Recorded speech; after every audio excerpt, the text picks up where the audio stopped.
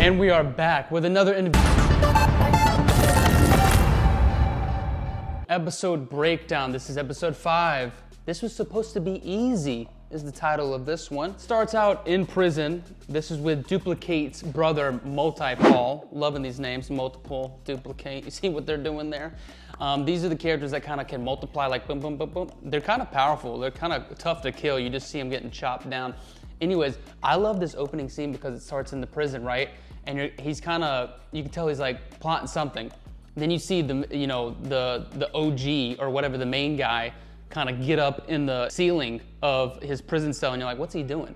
Then all of a sudden he just starts multiplying. He just starts multiplying in his cell, and he just does it so much where all of a sudden all of these bodies that he's multiplying just start turning into carcasses because they're just getting like, skewered up because it's starting to get claustrophobic. And he just keeps doing that and inflating his whole prison cell until the front door just starts like oozing blood under it, and then just eventually like exploding open, and he just crawls out.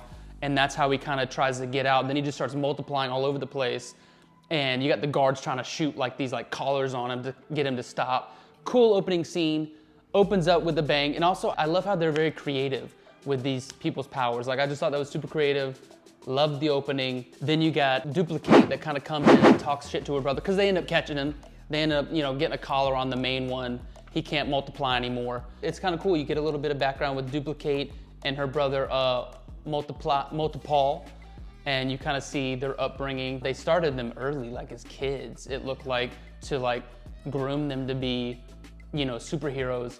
But then you got Multi-Paul, who decides to go the other route and be a bad guy.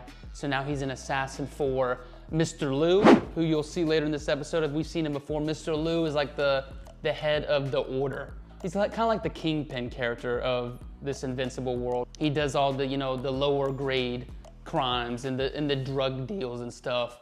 Mr. Liu's pretty badass. You're gonna see him in a second. But anyways, he works for Mr. Liu. So Mr. Liu's been trying to get him out of prison this whole time. Then we jump to Mark and Eve. And I kind of like how they always take it from like action battle, but back to like college, high school problems. Eve is sleeping over. Mom knocks on the door. They're like, we gotta get our own place. Eve flies out the window. She's like, I'll see you in 10 minutes. I'll see you downstairs. I'll knock on the front door. So then Mark goes downstairs. He's like, I'm coming, Mom. Goes downstairs. She's like, you want pancakes? They're eating pancakes. Knock on the door. Oh, hi, Miss Invincible. I'm just here for pancakes. Oliver spills the beans as little brothers do. He was like, I heard them all night long giggling and doing other stuff. Just totally blowing up Mark's spot, just trying to do his thing with his girlfriend Eve. So that's gonna kind of like propel them. I think even later, she's like, we gotta get our own place. So we got them looking for their own apartment now. Things are escalating. Then it moves on to, then you see the character Titan, which has been cool. They've been introducing him. He's kind of at odds with Mr. Liu in the Order. The Order's trying to give him, orders, and Titan's not having it. So it's Titan and Isotope trying to keep the neighborhood, on the up and up. Because I think the episode kind of starts out actually with Titan walking his daughter to school, and the neighborhood's finally like looking good and it's safe, and that's what he wants. But Mr. Liu, this kingpin character, is trying to like just, make all this money and do criminal shit. So they're at odds right now. Then you get, I kind of like the storyline going on with Rex and Rex and Shrinking Ray. That's who it is. I forget her name. It's kind of a weird name. Rex is cooking her a nice little dinner meal. She's like, what is this all about? He's like, you know what this is about. Rex is out here. Rex is out here for it. So I kind of like them. I'm rooting for them. And also something that's kind of cool, that's bringing it back down to like normal land, is Oliver sneaks out. And Mark is on high alert with Oliver, because I don't know if you guys, I don't want to spoil anything, but Oliver in like episode 3, he did some things. He did some Viltrumite things. That's all I'm gonna say. You're just kind of like, damn, okay, he does need to be put on a leash a little bit. He doesn't know his own strength. Then Eve and Mark go flying around looking for him. They spot him. He's hanging out with some kids, skateboarding and stuff. Mark's like, let me go snatch him up and teach him a lesson. Eve's like, hold on, let's just see what he's up to. They're in the bushes on this rooftop, just checking out what little Oliver's up to. He's just skateboarding. He's just having a good time with some friends, just being kids. He's he's wrecking, there's a girl, they're kind of laughing. They're just being like 10-year-old kids. And Eve's like, just let him be a kid, it's all good. Then some bullies come over and they're like, what's up? Why is your skin purple? You look like a nerd, the kind that you eat, not like a nerd, you know, with glasses, kind of like a purple nerd that you eat. He steps up to him, he's like, I'd get out of here if I was you. And then Mark is like on high alert, ready to fly in because we saw in previous episodes, Oliver is prone to do some things. So Mark was ready to pounce, and then you got a sigh of relief because then all Oliver did was, you know, just stare down this bully and then just at ultra speed, just literally go zoop, zoop, zoop, to the 3 bullies and he just pantsed all 3 bullies. And they're all just like, oh shit, my little wiener's out. And then they all just ran away.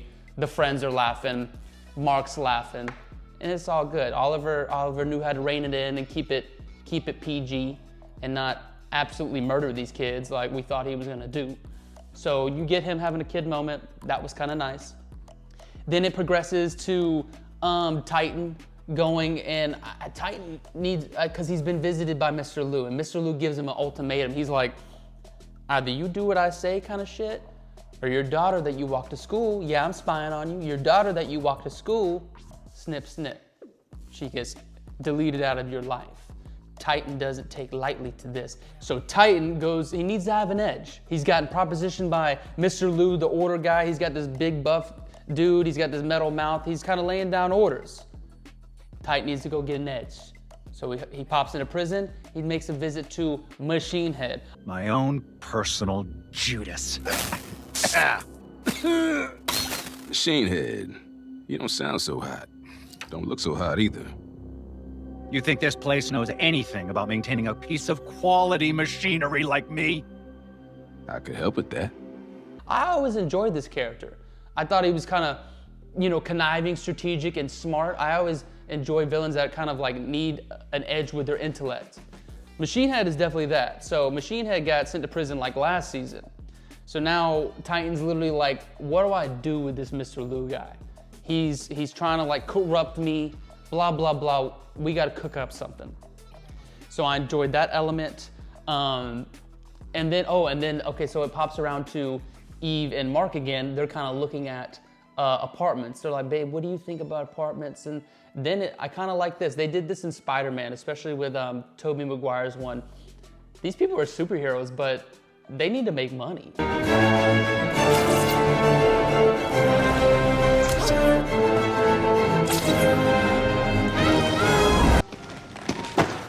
Pizza time. Like they have no money-making like avenue just for kicking monsters' asses. Like, so Eve was like, well, if we're gonna need to buy our own place, I guess we need to make some money. And Mark's like, yeah, I don't really know how we're gonna do that. Eve takes it upon herself. She's like, hold on, I got an idea. So she goes around to prisons, specifically one prison, the one that Multi-Paul is at, and basically like pimps out their service of being superheroes. She's like, you just had a breakout from a villain. You can hire a superhero to basically be at your beck and call. When you radio in or beep the superhero, they'll fly in, take care of stuff. It's pretty good service. Easy sell. I'll give you $1 million for 6.5. Whoa. It's a crazy offer for me. Right now. We'll take it. All right. You know, the prison commissioner's like, yeah, you got it. I definitely would like to have Invincible on call. So Eve is posing as just like Invincible's manager. Eve has set up Mark being at the beck and call of this prison. That's kind of got their business together. So they got some money possibly coming in. Then the next kind of plot point that happens is Titan ends up hitting up Invincible and being like, hey, this is what's happening. Remember me from like last season? He's like, yeah, my bad for setting you up with Battle Beast and getting your ass kicked. But hey, hold on. You're supposed to be a superhero, so there's just some things going down. Mr. Lou and the Order are gonna make this neighborhood really shitty, because he even takes him on a tour. Titan takes Invincible on a tour of the neighborhood. He's like, you remember this neighborhood last season? It was a crime. It was like Gotham. Now I cleaned up the streets. So you want me to be, you know, I need to be in the main seat of the Order. If Mr. Lou is, he's gonna make it chaos again. Help me out. Invincible's like, nah, you kind of fucked me over last season. Let's go to prison. Titan dashes, gets away. Now things are coming to a head. Mr. Liu pays Titan a visit, and he's like, here's the ultimatum. You haven't broken my assassin out, Multi-Paul. You haven't broke Multi-Paul out of prison yet. He's still in there. He's my #1 assassin. This is your job. What's up? Titan's like, I'm not gonna do that. There's too much heat. He's like, I can't do that. He's like, all right, well then your daughter goes bye-bye. And then Titan looks up at his #2 man, Isotope. He's like, Isotope, transport these people into space and let them drop. And then he looks up, Isotope has transported himself beside Mr. Liu and his henchmen. He's like, I'm sorry, I like to be on the winning team. I like breathing. And you're like, what a backstabbing bug. So then you got Titan that he starts to stone up like the Thing, and he starts trying to like fight them, losing badly because, oh, hold on, Mr. Liu, you've never seen his power. You're like, why is everybody fearing this like little Chinese man? He's like, he looks at his henchman, he says, hold me back. He says, hold me. Then all of a sudden he just does one of these. He's like, ah, and a fucking massive dragon just appears. He just turns into a huge dragon. And you're like, oh dear God. And then you get Titan trying to fight this Mr. Liu's dragon. He ain't doing shit. They kick Titan's ass out of his penthouse. And then Mr. Liu's literally like to his henchman, he's like, guard my body. Because that's one thing about his power. It's like his body is still present and he just goes in like to a meditative state his psyche goes into the dragon. So his like avatar is a dragon, but his body's still there. And the henchman just literally has to hold him like a baby. So then he's like, hold my body. He's like, protect my body. And the dragon goes flying off. He's like, I'm gonna do this myself and go break Multi-Paul out of this prison. So then that's when you get Invincible, get the call.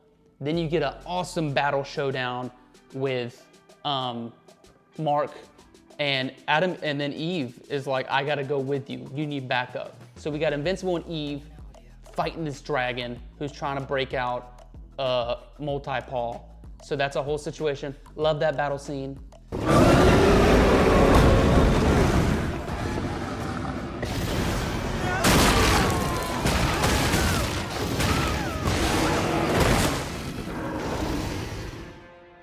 Titan told me about you. And you should know you're already dead.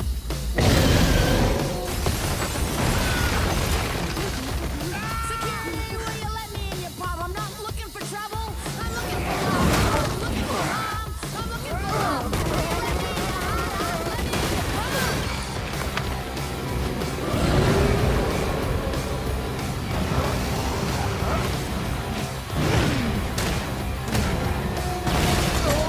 And then, what's his name? Mark is pushed to the limits. He gets bit by the dragon. He gets his ass whipped a little bit too. They're kind of serving punches. Then Mark is on his last leg, and oh no, he goes way up into the sky, comes down like a rocket onto the Mr. Liu's dragon's noggin, kind of knocks him out. But then he gets up, and it's like, uh-oh, what's gonna happen? And that's when then I like this little plot twist. Then Machine Head comes out of nowhere, because that's what happened when Mr. Liu's big dragon like busts up the prison. Isotope could then had the ability to transport into the prison, break out Machine Head. The Machine Head pops into that penthouse where Mr. Liu's little avatar body is with the henchman. Isotope takes the henchman up to frickin' space, drops him, and now you got Mr. Liu's like unconscious body, because his mind is with the dragon, just sitting there limp. And Machine Head's like, this seems a little too easy, but I'm gonna do it anyway. Shoots Mr. Liu, dead. Then the dragon dissipates. Mark is saved because he was about to get eaten. And yeah, so they kind of won and they saved the day. And also they got that money bag because the prison had to pay him up. Then it ends kind of nicely. I think the credits roll. The post-credit scene is you got Mr. Liu's Mr. Liu gets like freaking revitalized. he kind of like opens his eyes and shutters them open, and you're like, ooh, he's back. So Mr. Lou survived, and that is the end of episode 5. A lot of things went down, a lot of new people brought back into the mix, which I appreciate. We were kind of getting stale with the characters we were with. You got to add in Machine Head. I like Titan's side story. I like Mr. Lou. He's hella evil. Oh, and then another bit is like then Machine Head is now back at the head seat of the Order, and then Titan busts in. He's like, I got one proposition. I'm out. Machine Head's like, I'll allow it. He was like, I know that you worked us all over and you pinned us all against each other, but I'll allow you to step out. That's it. And the Machine Head is back in as the head of the Order. So that's episode 5. That's the breakdown. I'd say it was good. I liked it. I would give it 8.5 out of 10. I like the new people that they introduced. One thing moving forward for me that I'd like, where's my boy Cecil at? I love me some Cecil. Cecil has been on the back burner this season. I could use more Cecil. Other than that, shit is looking cool. Battle sequences are looking awesome. Lots of people coming in and out. So 8.5 out of me. Tune in next time for episode 6. I'm looking forward to it. Dropping on Thursday. Tune in.